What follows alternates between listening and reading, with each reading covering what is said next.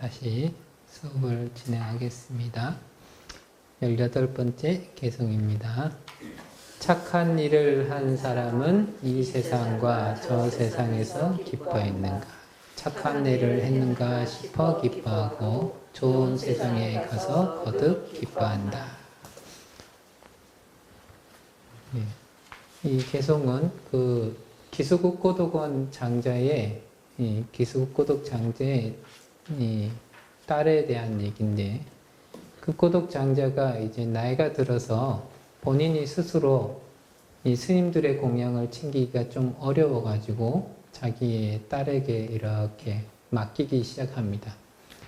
그러다가 막내딸인게 맡겼는데, 막내딸이 그 스님들의 법문을 듣다가 그 고독 장자는 수다원을 증득했다 이렇게 알려져 있는데, 막내딸은 사다함을 증득했어요.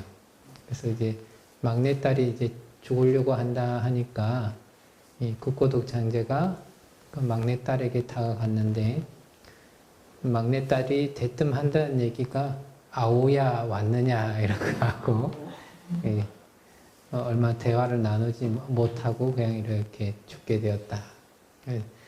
이 극고독 장자가 매우 슬퍼가지고 부처님께 가서 이렇게 얘기를 하면서, 저희 딸이 스님들한테 공양을 잘 대접했는 것 같은데 죽을 때 저한테 아우야 그러면서 헛소리를 하면서 죽었습니다. 이러거든요. 그래서 부처님께서 그 이유에 대해서 설명을 합니다. 그 해탈의 순간으로 보자면은 그 딸이 사다함가를 증득했기 때문에 훨씬 더 빨리 아라함가를 증득해서 삼계를 벗어나게 될 것이다. 그러면 충분히 아주 훌륭하고 선배가 되겠죠. 그 길에서는. 그래서 이 수행의 계의를 기준으로 삼아서 아버지한테 아우야라고 불렀느니라. 이런 얘기를 이렇게 하시면서, 그 딸은 죽자마자 바로 도솔천에 태어나서 지금 즐거운 그런 복락을 누리고 있느니라 이런 얘기를 합니다. 그래서 우리가 현생에서 선행을 했다 하게 되면은 난 선행을 했다, 그거 자체에서 기쁨과 만족감을 얻게 된다. 그리고 이제 또 다른 부분에서는 아까 전에도 말씀드렸듯이 나는 더 다른 사람들보다 훨씬 더 훌륭한 사람이고 괜찮은 사람이고 좋은 사람이다. 이런 자기만의 이 지각을 또 가지면서 또 살아가게 되고, 그러면서 점점점 자기 나름대로 이제 좋은 일들을 쭉 하게 되죠. 어떤 사람이 이렇게 와가지고 보시를 하면 좋습니다 이렇게 했더니, 이제 자기는 매달 자기 월급에서 그 적십자회나 혹은 국경의사회나 이런 데 매달 조금씩 보내고 있습니다 이런 얘기를 하는 거예요. 그러니까 이 사람은 자동적으로 매달 그쪽으로 보시를 하는구나, 그리고 참 잘하고 계십니다. 그게 참 큰 복덕이 됩니다. 그냥 통장에 이렇게 빠지게 했다고 해서 아무 생각하지 말고, 그렇게 빠지는 문자가 오면 그 문자를 보고 이 돈으로서 최대한 많은 사람들이 고통에서 벗어났으면 좋겠다라고 축원을 하고 발언을 하시면 훨씬 더 좋겠습니다. 하지만 지금 당신이 그런 남을 위해서 그러한 일정의 금액을 꾸준히 줄 수 있는 그러한 마음이 있다는 것은 참 당신이 훌륭한 일입니다. 이렇게 칭찬을 했어요. 그랬더니 굉장히 그 사람도 뿌듯해하면서 나 참 잘 살고 있구나 이런 마음을 또 가져요. 그러니까 우리가 그 사소한 것이든지 돈을 많이 쓰든지 돈을 적게 쓰든지 간에 그 사람이 남에게 했다면은 참 좋은 일을 했다라고 서로 칭찬하고 그런 것을 기뻐해주고 하게 되면 본인 스스로도 나 참 착한 일을 했구나 이런 감정들, 혹은 자기 스스로도 이게 과연 좋은 일일까? 이런 의심들도 할 수 있겠지만, 그렇다 하더라도 주변 사람들이 칭찬하고 같이 기뻐하게 되면 스스로도 나 참 좋은 일을 했구나 라고 그 기쁜 마음을 가지고, 그 기쁜 마음에 대한, 그 좋은 일에 대한 기억, 선행에 대한 기억과 자기 아주 가슴 깊이 가지고 있는 큰 즐거움, 그러한 감정들을 가지고 죽게 된다면은 다음 생에는 훨씬 더 좋은 선처, 인간과 천상의 좋은 곳으로 태어나서 거기서 즐거움을 얻고 기뻐할 수 있다고 계속 예적으로 부처님께서 얘기를 하시는 거죠.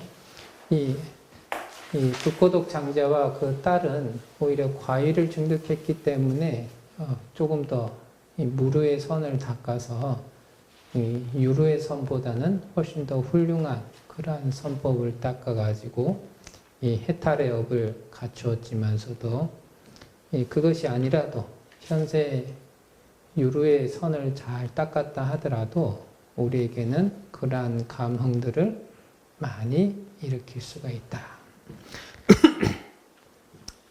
그래서 부처님께서 이러한 개성들을 말씀하셨다.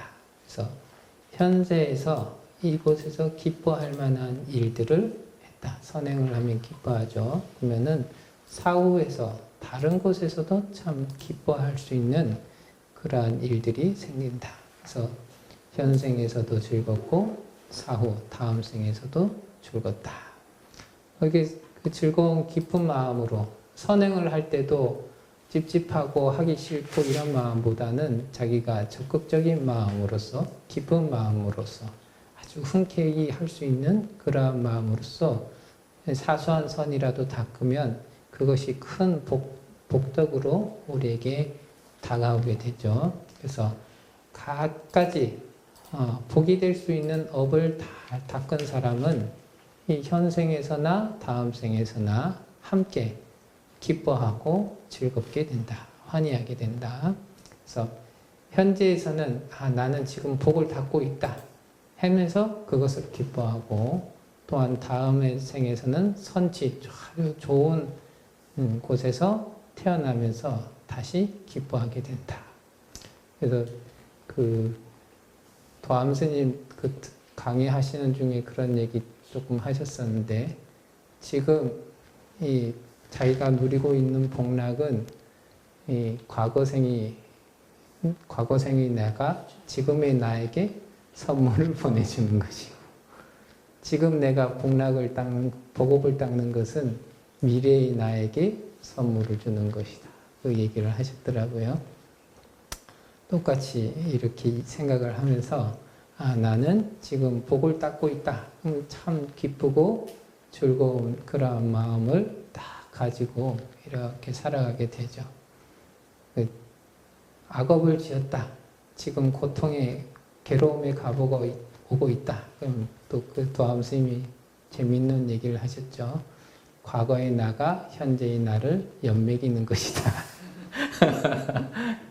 그리고 지금 내가 악업을 열심히 짓고 있다면 현재의 나가 미래의 나에게 엿을 잔뜩 먹이고 있는 것이다. 나에게 엿을 줄 것이냐 아니면 아주 좋은 복락을 누리게 할 것이냐, 이렇게 생각했을 때 어떤 행동을 결정할 것인가, 그건 본인에게 달렸지만 그 이인과에 대해서 굳건하게 믿고 실천하는 사람은 이번 생에서도 즐겁고 다음 생에서도 반드시 즐거움의 과보가 찾아오게 될 것이다 하는 얘기들을 이렇게 하고 있습니다. 그 다음에 두 개성, 19번째와 20번째 개성은 하나의 얘기에서 나옵니다. 같이 외우겠습니다. 아무리 경전을 많이 외울지라도 이를 실천하지 않는 방탕한 사람은 남의 소만 세고 있는 소몰이꾼일 뿐 참된 수행자의 대열에 들 수 없다.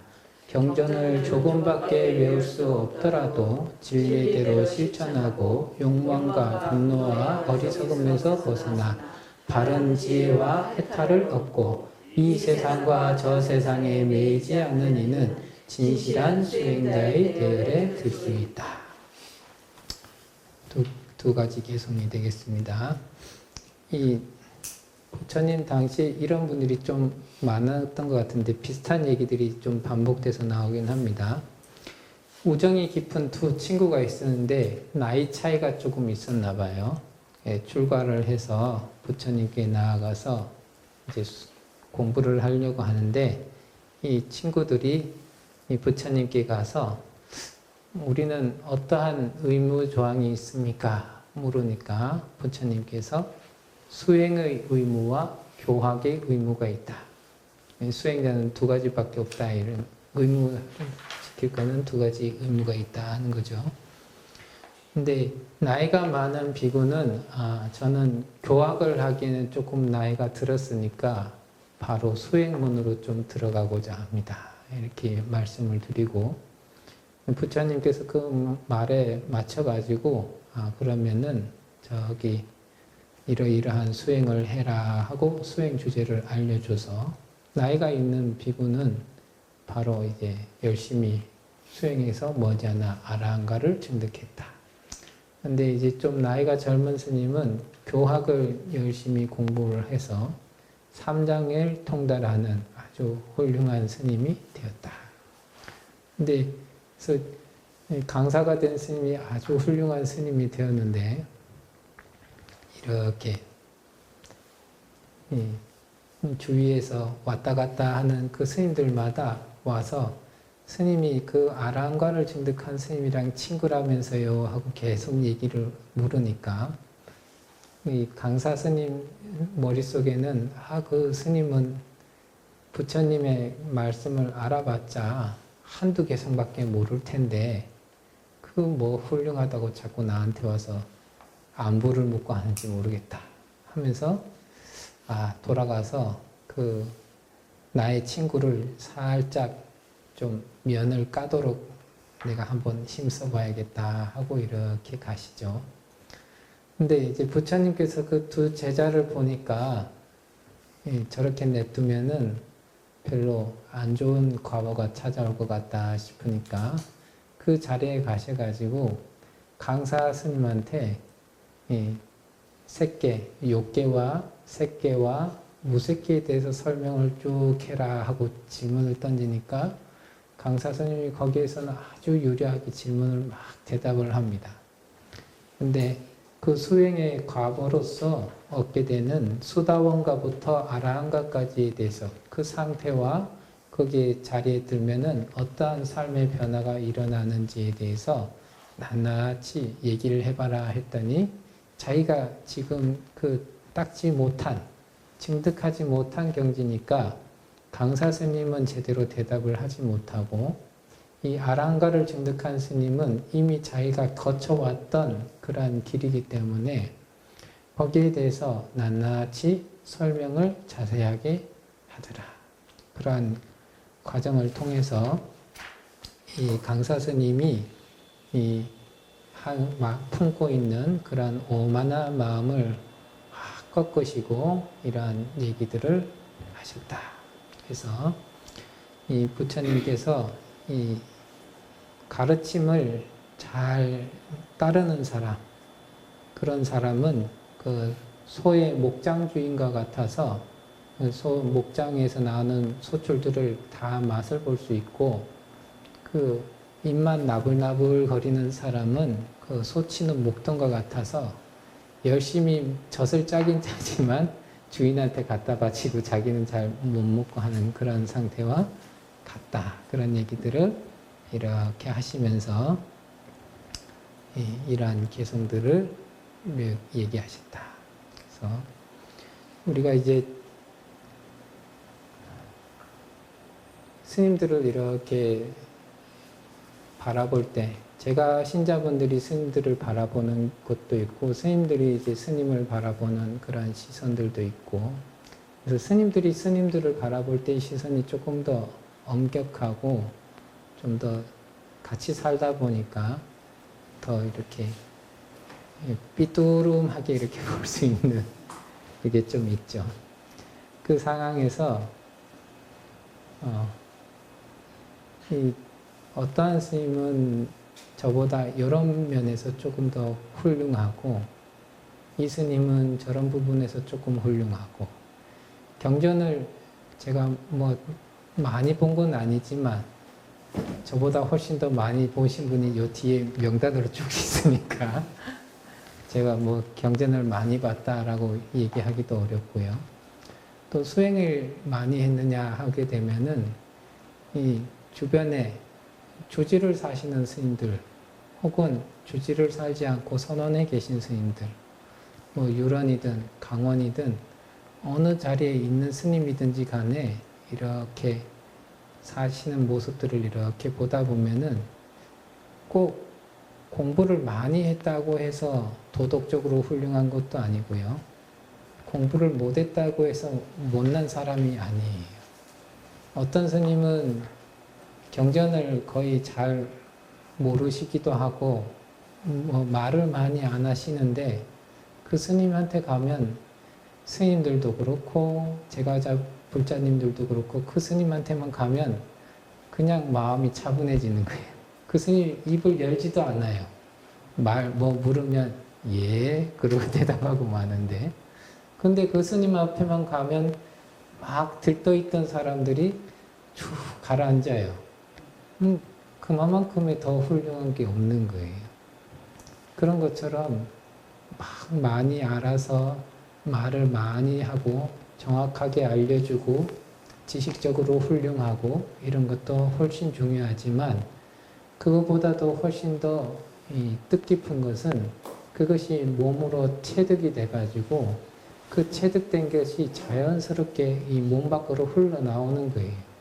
그게 자연스럽게 주변 사람들한테 영향을 미쳐가지고 그 기운으로 이렇게 사람들이 조복되어지고 하는 그런 모습들을 이렇게 봅니다. 어디 가든지 간에 그런 기운이 좋고 아주 마음이 착 가라앉으신 분들이 있으면 그런 분들의 우리가 딱 조복이 되고 마음이 아주 따뜻한 사람이 옆에 딱 있게 되면은 우리는 아주 자연스럽게 그 마음이 굉장히 따뜻한 분한테 한 걸음씩 한 걸음씩 막 다가가요.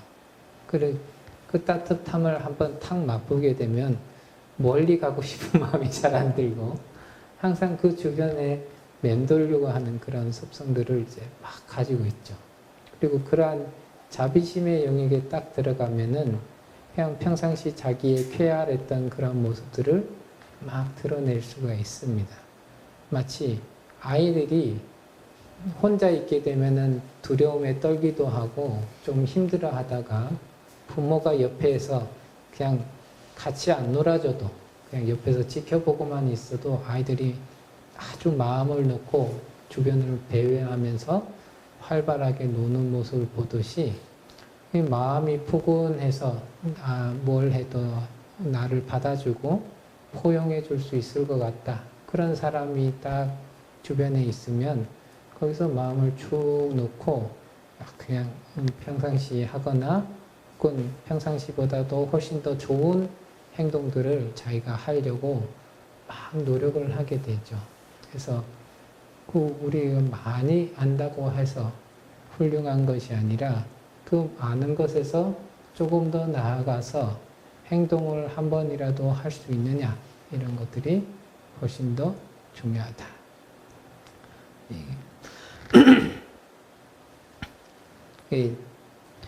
절에 이렇게 다니게 되면 스님들도 그렇고 제가 불자님들도 그렇고 보시하세요. 보시하면 좋습니다. 이 얘기를 서로 막 주고받으면서 막 하거든요. 근데 실질적으로 보시할 자리가 나왔을 때 보시를 흔쾌히 하느냐 하지 않느냐는 얼마나 닦았느냐의 차이가 이제 눈에 보이는 거죠. 그래서 그 상황이 딱 되면은 그래서 모이는 사람들이 흔쾌히 보시하고 있는데 혼자 이렇게 안 하고 있으면은 그게 이제 조금 부끄럽기도 하고 내가 아직 덜 닦았구나 이런 것들을 확인하게 되는 그런 자리가 자꾸 되는 거죠. 그래서 예전에 그 스님들끼리 성지순례다 하고 동남아시아 쪽에 어떤 사찰을 갔는데 사찰 앞에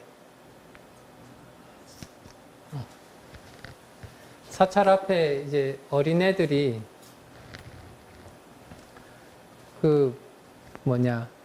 꽃을 한 송이씩 오시는 분들한테 이렇게 파는 거예요. 그 꽃을 이렇게 파는데, 한국에서 오셨다가 가이드들이 그런 얘기들을 이렇게 해요. 쟤네들 얼마 주면 됩니다. 하기도 하고, 쟤네들은 무시해도 좋습니다. 뭐 이런 얘기를 하게 되면은 그 말에 따르더라도 마음이 따뜻하신 분들은 그냥 꽃을 속는 셈 치고 이렇게 한 송이씩 사시는 분이 있고, 어떤 분은 그냥 모른 척 하시고 가시는 분도 있고, 어떤 분은 막 쫓아오면서 한 송이 사라고 하면 승질을 벌어내시는 분이 있고, 사람마다 대하는 것이 다 각기 다르다는 거예요. 하지만 이 좋은 마음을 가지고 경전에 대해서 깊이 생각해보고 경전의 내용을 한 번이라도 생활 속에서 실천하려고 노력했던 사람은 뭔가가 몰라도 다르다는 거죠. 이번에 이태원에서 이렇게 젊은 애들이 죽은 거 참 안타까운데, 이제 그날 제가 뭘 하다가 한 10시쯤에 짧게 동영상 올라온 걸 봤거든요.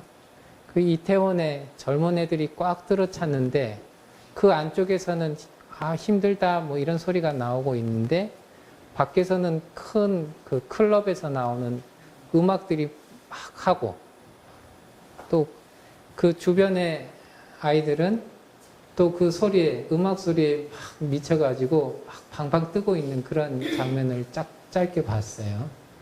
그걸 딱 보고 나니까 참 저희가 아주 힘든 자리인데 괜찮을라나 했는데 그 다음날 죽었다 하는 소식이 딱 들린 거예요. 그러면 이제 제가 이렇게 개인적으로 생각했을 때 먼저 딱하다 이런 생각이 들어야 되는데, 공부가 안 돼 있으니까 그래 그 정신사납게 음악에 방방 뛰면서 남 힘든 것도 뭐 눈치 안 채고 그렇게 뛰어다니더니 저렇게 죽었구나, 그런 생각이 먼저 탁 드는 거예요. 당연하지 뭐 이런 조금 괘씸하게 바라보는 그런 마음이 탁 들어서 가지고 딱 하는데, 그 다음날 아침에 이제 통도사에 공양하러 가면서 이렇게 뵀던 어른 스님이나 또 송강사 율주 스님 같은 분이 아침에 이렇게 문자를 보내주시면서 어제 참으로 딱하고 아주 슬픈 일이 일어났습니다. 그런 분들의 명복을 빕니다. 이런 축원문을 이렇게 또 문자로 보내주세요.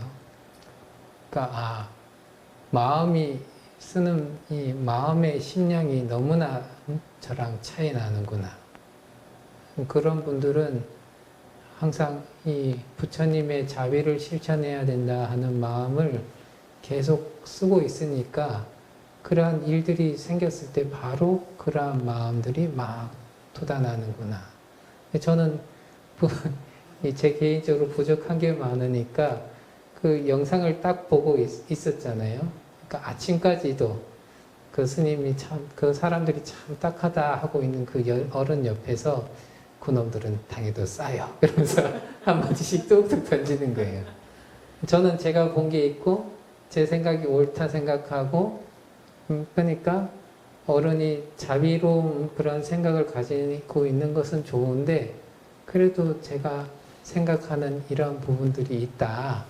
이거를 계속 어필을 하려고 하니까 어른 옆에 붙어서 한두 번 제가 그런 얘기를 막 퍼붓는 거예요. 마음 공부가 아직 한참 멀었어요. 그런 것처럼 경전의 글귀를 그냥 글귀로만 바라보고 살아가느냐, 아니면 일상생활에 갖가지 일에 부딪힐 때마다 그러한 것을 마음속으로 계속 새기면서 그걸 실천해 나아가느냐, 이런 것들이 매우 다르다. 그래서 정확하게 제가 옛날에 스님들한테만 듣고 제가 찾아보질 않다 보니까 기억이 살짝 흐릿한데, 두 도반 스님이 이 젊은 시절에 우리 각자 열심히 공부하자, 그리고 딱 헤어진 거예요.